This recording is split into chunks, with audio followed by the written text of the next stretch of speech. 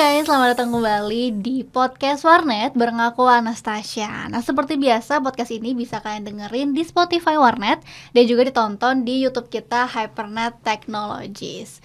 Nah, hari ini bahasan kita cukup menarik nih. Kita bakal bahas soal seputar cyber security yang memang belakangan ini jadi topik yang lumayan hangat. Nah, bahkan nggak cuma hangat ya, mungkin jadi panas beberapa waktu belakangan, apalagi soal isu ransomware. Nah, jadi kemarin itu kan data kita sempat dikunci dan juga hacker ini minta tebusan nih supaya bisa buka kunci tersebut. Nah, tapi yang menurut aku lumayan menarik kali ya, dan mungkin bisa dibilang sebagai hikmahnya dari kasus ransomware itu, masyarakat tuh jadi lebih penasaran, jadi lebih kepo. Sebenarnya ransomware itu apa? Gimana cara kerjanya? Terus solusinya tuh sebenarnya gimana nih yang terbaik? Nah, daripada kepo, kita tanya langsung aja ke Pak Willy selaku VP of Technology dari Defend IT 360 supaya kita makin paham nih sebenarnya ini konsep ransomware itu seperti apa. Coba dikasih paham nih Pak Willy. Oke, siap langsung ya. Jadi pertama kali kita juga harus kenalan dulu nih sama ransomware ya. Jadi kalau secara definisi ransomware ini kan bisa dibilang program berbahaya ya gitu ya. Malicious software yang memang tujuannya pasti untuk menyerang, dan juga yang paling utama adalah dia diprogram untuk memblokir akses, mengenkripsi, dan ujung-ujungnya minta tebusan gitu ya. Tadi seperti kamu bilang bahwa dia ngunci dengan satu maksud, yaitu dengan minta tebusan, seperti itu. Di Indonesia sendiri juga cukup banyak ya untuk semacam jenisnya gitu ya. Jenis-jenisnya ada beberapa, mulai dari encrypt yang common yang terjadi, dia ngunci-ngunci filenya, dan juga ada yang namanya locker itu sampai ngunci akses perangkatnya gitu ya. Jadi memang jadi nggak cuma file tapi sampai ke perangkat-perangkatnya pun. Ya, betul. Itu dikunci juga. Jadi dua itu yang cukup common. Di luar ada yang namanya DDoS extortion, ada juga yang leakware untuk membocorkan kalau seandainya belum bayar gitu ya, itu dibocorkan datanya, dan juga satu lagi yang mungkin nggak kalah penting dari mobile ya. Jadi mobile ransomware ini juga lagi lumayan banyak sampai ngunci ke gadgetnya. Gitu. Jadi nggak cuma mungkin kayak perusahaan-perusahaan atau instansi besar yang pakai PC gitu. Jadi sampai ke orang awam yang pakai mobile sekalipun bisa kena ransomware. Bisa. Oke, nah cara kerjanya gimana nih Pak supaya kita terhindar mungkin ya nih dari ransomware ini? Oke.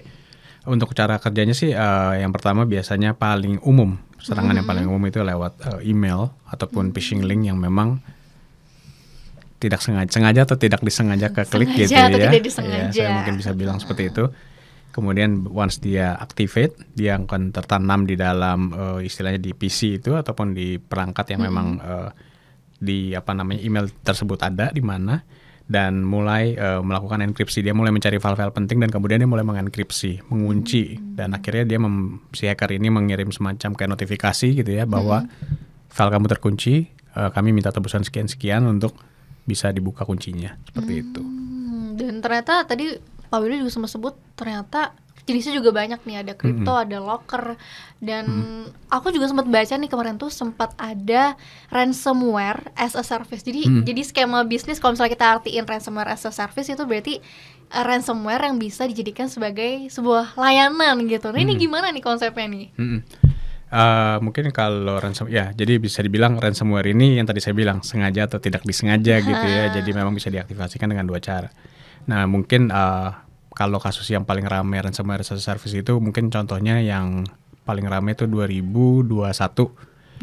Itu di Amerika, Colonial Pipeline kalau saya nggak salah nama PT-nya kena gitu ya. Itu udah dipublish juga. Dan memang secara si ransomware as a service penyedianya ini namanya DarkSide. DarkSide ini memang mengeluarkan layanan tersebut gitu ya.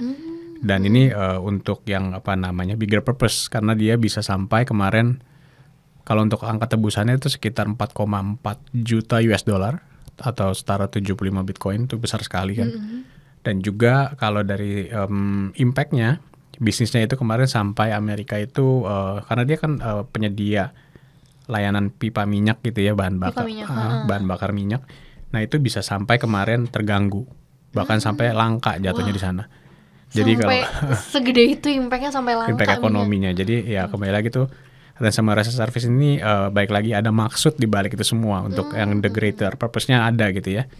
Seperti tadi mematikan ekonomi dari satu perusahaan itu bisa terjadi gara-gara ransomware as a service ini. Oke, jadi sebesar itu impact-nya. Nah, saya sempat kepo kalau misalnya udah sebesar itu impact-nya, cara nanganinnya gimana tuh kalau udah sebesar itu? Kalau kita baca ya, khusus yang case tadi, kebetulan kelihatannya ada transaksi ya, dibayar kelihatannya. Cuman memang saya nggak tahu itu full atau bagaimana, saya belum baca full sepenuhnya gitu ya. Tapi salah satu caranya itu dengan cara membayar gitu ya, memang. Tapi tidak ada garansi bahwa dengan membayar itu data yang di belakang dikasih akses semua full, atau mungkin ya dari pengalaman-pengalaman ya kalau bisa aja data yang dikasih atau kunci yang dikasih malah berupa malware lagi berikutnya, yang itu kita nggak pernah tahu. Jadi makanya balik lagi kalau ditanya gimana cara nanganinnya, sebenarnya agak sulit ya, saya bisa bilang sulit. Soalnya sampai saat ini memang mendeteksinya aja butuh effort, dan gimana lagi sampai menanganinya kalau kita nggak tahu pattern cara kerjanya gitu ya. Apalagi kayak jenis yang kemarin yang ramai di Indonesia yang Lockbit itu kan sebenarnya 2023 kita sempat kejadian juga di Indonesia ya tahun lalu. Dan kemarin kejadian lagi yang kurang lebih bentuknya sama gitu ya, tapi memang berevolusi lah ya. Jadi dimodifikasi kemarin Lockbit 3.0-nya ini. Nah jadi dari sisi mendeteksinya juga lumayan susah, apalagi sampai cara bisa kita mengenkrip balik itu susah, gitu, agak sulit gitu. Tapi kalau gitu bisa kelihatan perbedaannya nggak sih Pak? Misalnya ini serangannya ransomware as a service gitu, antara yang itu yang berupa layanan sama yang emang serangannya langsung gitu. Oke, ransomware is a ransomware anyway, jadi nggak ada pengaruhnya, nggak kelihatan perbedaannya. Jadi once dia masuk ya dia tetap ransomware, tapi how dia masuk itu yang mungkin nanti mesti diinvestigasi ulang. Jadi misalkan nanti let's say kayak ada as a service kan mungkin ada modus atau cara masuknya gitu ya, itu bisa kita investigasi, tapi akan ketahuan nanti saat kita investigasi. Tapi ransomware is a ransomware, nggak ada perbedaannya. Jadi kita baru bisa tahu itu ternyata adalah yang dipesan gitu ya. Jadi itu setelah terdeteksi gitu di akhir gitu ya. Oke. Tapi bisa dibilang ransomware as a service ini jadi game changer juga nggak sih Pak? Karena ancamannya jadi lebih besar karena setiap orang bahkan mungkin yang nggak punya keahlian di bidang IT, nggak bisa coding, itu juga jadi bisa mesen gitu. Dibilang mesen, nggak mesen sih, cuman justru kita ada beberapa oknum lah ya saya bilang yang memang dimanfaatkan gitu sama si penyedia ransomware ini gitu ya. Jadi bisa dibilang game changer udah pasti. Jadi ransomware ini nggak cuman sekedar yang tadi saya bilang itu kan tadi mau mematikan sektor ekonomi dari mungkin si perusahaan tersebut ya. Misalkan dari segmen minyak, dari segmen politik mungkin gitu ya, ataupun dari lingkup negara gitu ya. Ada yang sampai bahkan menyebut nama ininya, nama di cyber security kita kenal sebagai advanced persistent threat. Dia punya grup gitu ya. Jadi memang bisa dibilang sindikat ini akan jauh lebih besar, dan ini untuk politik, untuk ganggu negara, militer. Jadi nggak melulu soal finansial banget, tapi politik pun bisa kena. Benar. Jadi tadi greater good-nya ada lagi, baik lagi nih, purpose-nya mau kemana dulu nih, gitu ya. Dari serangan yang cyber attack itu baik lagi serangan nggak, sekarang udah nggak main fisik nih, mainnya cyber semua gitu ya. Dan jadi disitulah jadi ketahanan sekarang negara pun salah satunya mungkin ketahanan cyber gitu ya, yang mau diuji. Nah, jadi dari sisi tadi saya bilang dari ekonomi, dari politik. Kalau dari game changer yang paling signifikan kemarin tuh yang justru yang menarik yang Disney itu yang kemarin baru kena yang 1,1 tera itu. Itu kemarin katanya malah hacktivisnya ini bilang kami mau demo karena ada indikasi kembali lagi belum terjadi, artis akan digantikan dengan AI.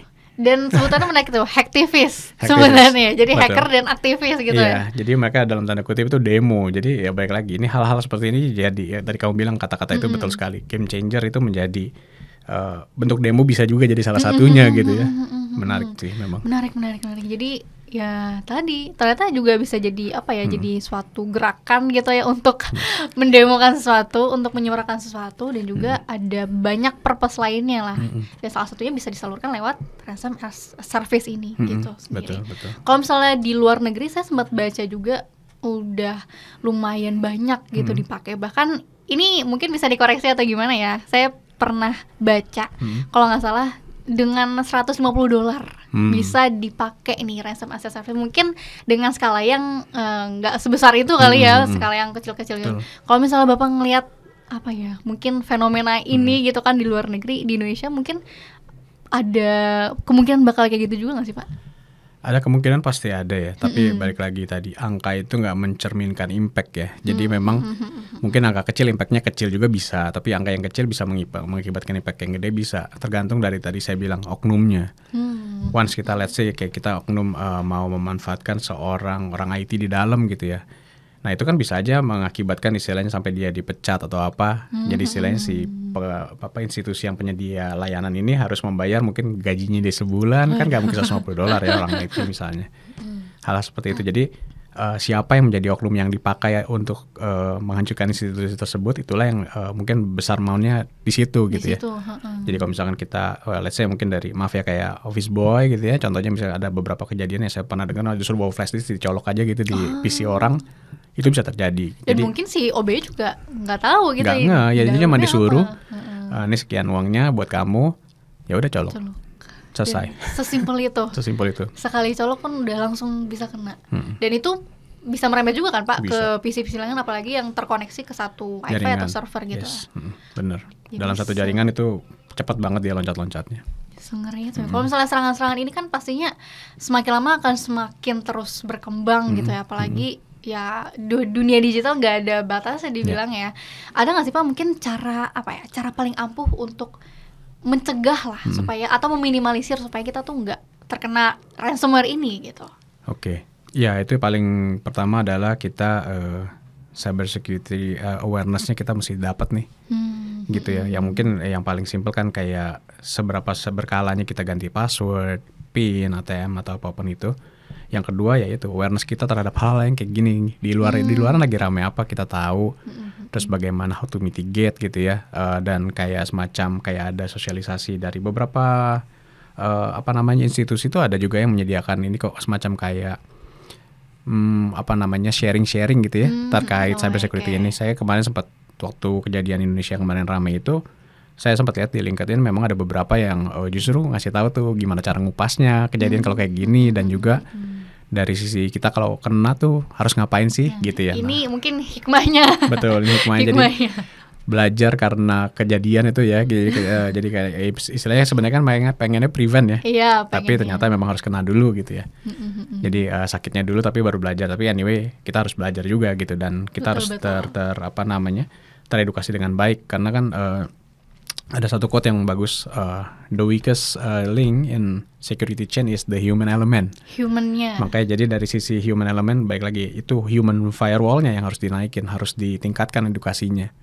Jadi bukan cuma sekedar teknologi one thing, tapi manusianya lebih penting. Jadi disitulah yang kita bisa sebagai mungkin praktisi, kita bisa sering kasih edukasi yang terkait kejadian ataupun yang lagi tren gitu ya, lagi kejadian ramai itu kita bisa bikinkan satu semacam edukasi gitu, atau bentuknya flyer, sosialisasi ataupun training. Betul. Jadi walaupun teknologi yang dipakai mau secanggih apapun, kalau misalnya humannya juga ya bodo amat gitu ya, nggak update soal berita, soal apa juga. Kalau di teknologi ada yang lebih menarik lagi nih kemarin, saya sempat baca. Firewall sebagus apapun bisa runtuh kalau kamu ngeklik malicious link. Semacam itu, sesimpel itu teksnya quote-nya, tapi itu kena sih buat saya gitu. Ternyata emang secanggih apapun, kalau ternyata emang human-nya nggak di-educate dengan baik, bisa screw up semuanya. Misalnya tangannya gatel gitu ya, suka mencet-mencet link nih, hati-hati nih mesti. Oke. Tapi ya benar tadi, maksudnya sebenarnya faktor yang paling penting adalah humannya, karena mau gimana pun teknologi itu ya kita yang dibalik operasionalnya itu kan. Karena ada data juga nih, 74% kasus data breach itu ya karena dari human elementnya juga. Betul. Nah kalau misalnya kasus-kasus Pak Willy sering lihat di Indonesia tuh relate pasti relate banget kan dengan ini. Iya, jadi kasus-kasus data breach tadi itu sebenarnya nggak cuma gara-gara ransom ya. Jadi memang nggak sengaja, bukan nggak sengaja, biasanya ya nggak sengaja memang bisa dibilang dari institusinya bilang. Tapi memanfaatkan kebocoran data itu salah satunya dari ransomware itu bisa. Tapi yang juga nggak kalah pentingnya mungkin kena hack dari aplikasi jebol gitu ya, itu bisa juga. Jadi 74% yang tadi kamu sebutkan itu pasti banyak faktor gitu, entah dari Betul, aplikasi, betul, entah betul. dari ransomware. Jadi memang faktanya ada seperti itu. Oke, jadi memang faktor human firewall inilah yang sangat penting gitu ya. Apalagi tadi ada banyak faktornya, bisa dari memang ketidak aware-nya si human-nya, si usernya, atau juga bisa jadi dari kebocoran data itu sendiri dari aplikasi dan segala macam. Apalagi sebenarnya kita Indonesia tuh sebenarnya udah punya Undang-Undang Perlindungan Data Pribadi UPDP yang juga ngatur soal kalau misalnya data bocor itu perusahaan mesti gimana, nanti dendanya seperti apa, dan ini cukup menyeramkan juga mungkin ya untuk perusahaan-perusahaan yang sebagai pengelola data, karena sanksinya, dan ini sanksinya bakal berlaku tuh 17 Oktober tahun betul. ini gitu kan. Dan sanksinya itu bisa denda 2% dari revenue tahunan gitu kan.